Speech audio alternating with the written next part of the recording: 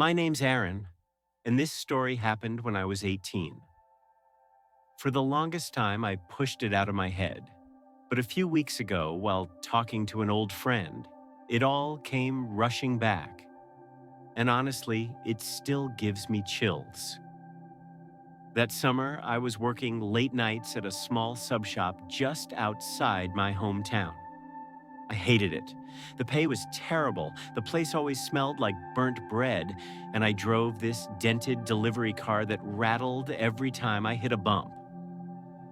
But my parents were strict, and if I'd quit, they would have lost their minds. So I stuck with it. One thing about that shop, the food was awful. I mean, truly awful. I wouldn't have fed one of our cold-cut sandwiches to my worst enemy. I never understood how we stayed in business. Most nights were slow, too slow. Sometimes I'd spend hours folding boxes just to stay awake. Then came that one delivery. I remember I was wiping down counters when the little printer by the register started whirring. An online order, a large steak and peppers sub with extra pickles. I remember it vividly because nobody ever asked for extra pickles. The delivery address was listed as Miller Road, house number 48. My first instinct was to reject it. The address was way out of our usual zone, practically in the woods. But my manager, this lazy guy named Todd, glanced up from his phone and told me to just take it. He said we needed something to do, and he didn't want to sit in silence all night. So I packed the sub, glanced at the printed instructions, and paused. They read, "Do not use the front entrance. Park behind the shed, walk through the yard, and knock on the side door only." I remember staring at those words, feeling a knot in my stomach. But I brushed it off. I told myself maybe the front porch was broken, or maybe they didn't want to wake someone inside. I was 18, barely thought twice about things like that. The night outside was thick, the air heavy with humidity, the kind of night where it feels like you're breathing soup.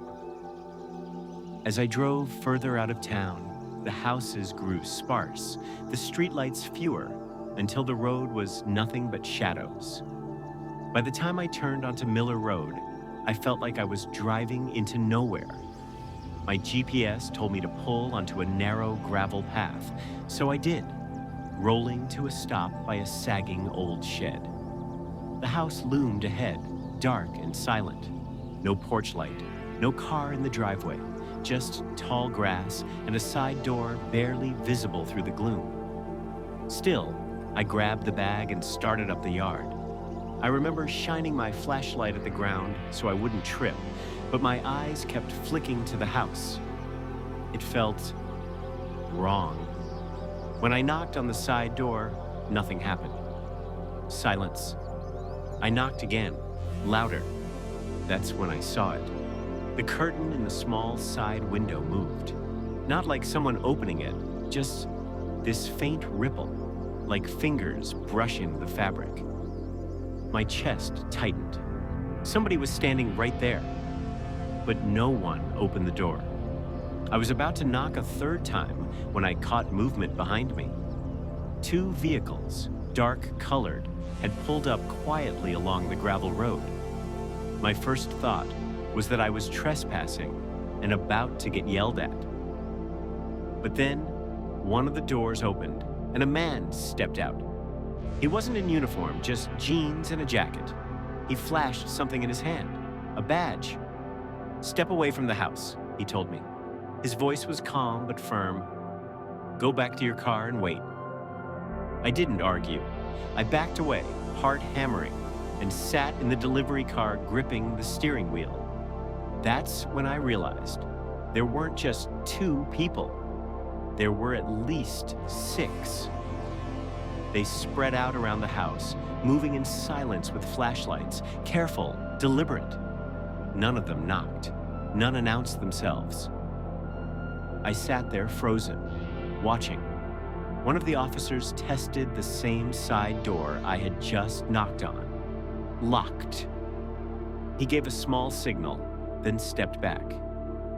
It was like something out of a movie, except I was right there.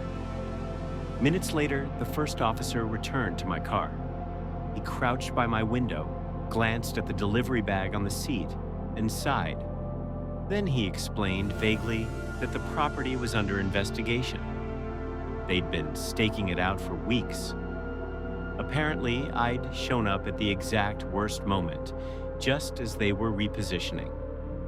He took down the order details, but didn't explain much else. Just told me to leave immediately. The drive back felt surreal. Only later, once I calmed down, did it hit me. Whoever was behind that curtain had been inches away from opening the door. If the police hadn't been there, who knows what I'd walked into? I'll never know why that order was placed, or by who. Maybe it was some kind of test to see if anyone would approach the house while cops were nearby. Maybe I was bait. The truth is, I'll never have answers. And honestly, maybe that's for the best.